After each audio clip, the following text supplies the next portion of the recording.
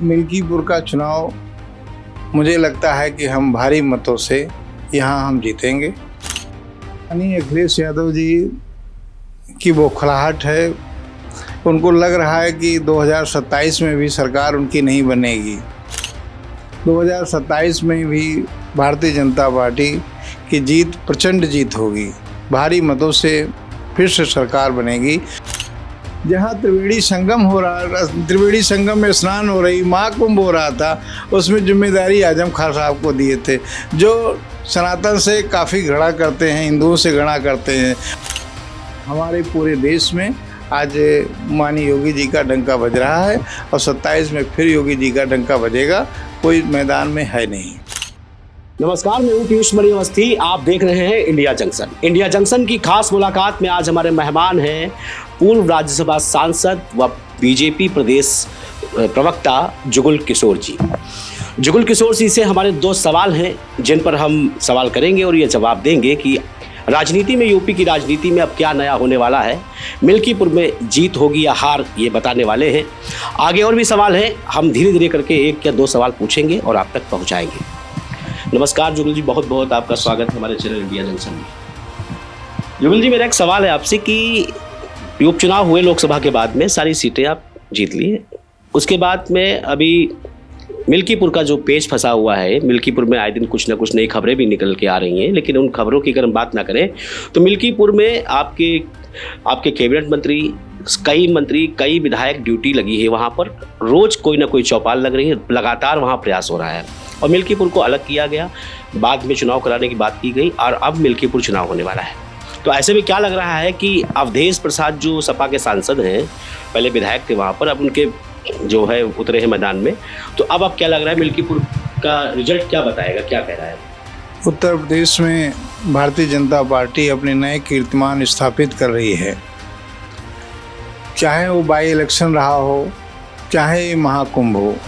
महाकुंभ में भी आपने देखा कि जिस तरीके की भीड़ आई और लोग स्नान किए, पवित्र गंगा में अपनी डुबकी लगाई, त्रिवेणी संगम में, और आसानी स्नान करके भी वापस चले गए। ये पूरे दुनिया का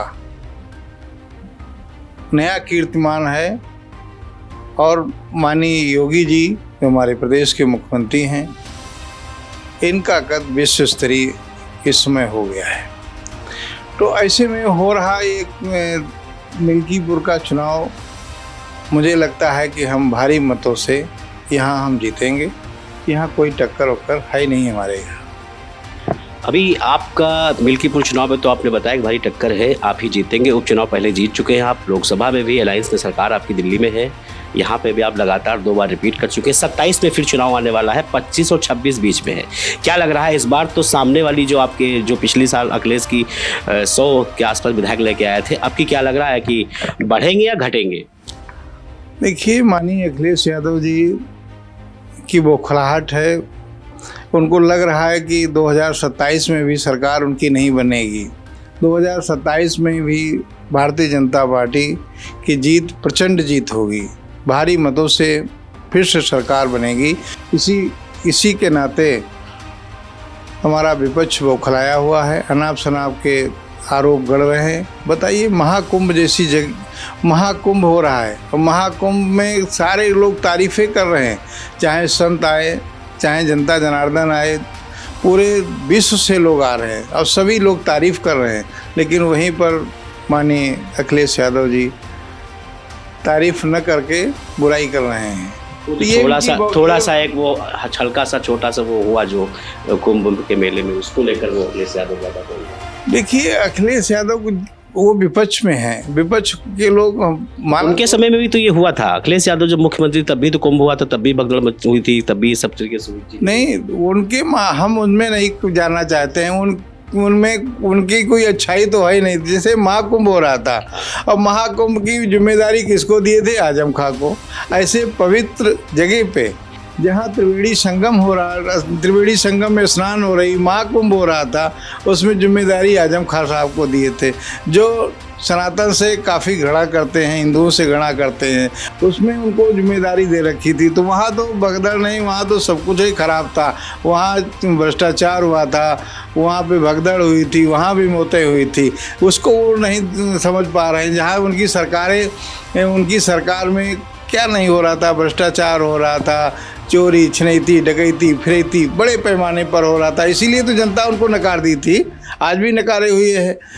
इसमें हमारे पूरे देश में आज माननीय योगी जी का डंका बज रहा है और 27 में फिर योगी जी का डंका बजेगा, कोई मैदान में है नहीं। यानी कि आपके कहने के अनुसार तीसरी बार फिर से एक बार योगी सरकार यूपी में कहलाई जाएगी। अच्छा, एक आखिरी सवाल मेरा है कि आपका कद हर पार्टी में ऊपर रहा है, वो चाहे बसपा की बात करें या फिर बीजेपी में भी एक लेवल पे आप हैं। तो मेरा सवाल एक इतना है कि कभी कभी आपकी जब कोई बात पूरी नहीं होती है, प्रशासन आपकी बात नहीं सुनता है, तो आपको भी ज़मीन में बैठना पड़ जाता है। उस वक्त आपके मन और दिमाग में क्या होता है? नहीं, जनता जनार्दन सर्वोपरि है, उनका हित सर्वोपरि है। चाहे हमारी सरकार भारतीय जनता पार्टी में ये थोड़ी नहीं कहते कि आप कोई गलत कर रहा है उसके खिलाफ आवाज़ न उठाए। आवाज़ उठाने की यहाँ पूरी स्वतंत्रता है। जैसे बसपा थी उसमें स्वतंत्रता नहीं थी, लेकिन इसमें पूरी स्वतंत्रता है।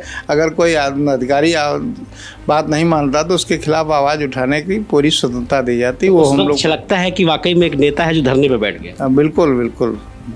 तो ये थे हमारे साथ पूर्व राज्यसभा सांसद व प्रदेश प्रवक्ता बीजेपी भारतीय जनता पार्टी से, जिन्होंने मिल्कीपुर और कुंभ और साथ ही साथ जनता के दुख दर्द में शामिल होकर कैसे अपनी बात को प्रशासन तक पहुंचाना है और वाकई में जो सही है उसके साथ खड़े रहना, ये कोई जुगल किशोर जी से सीखे। हम फिर मिलेंगे एक नए मेहमान के साथ, तब तक बने रहें और देखते रहें इंडिया जंक्शन।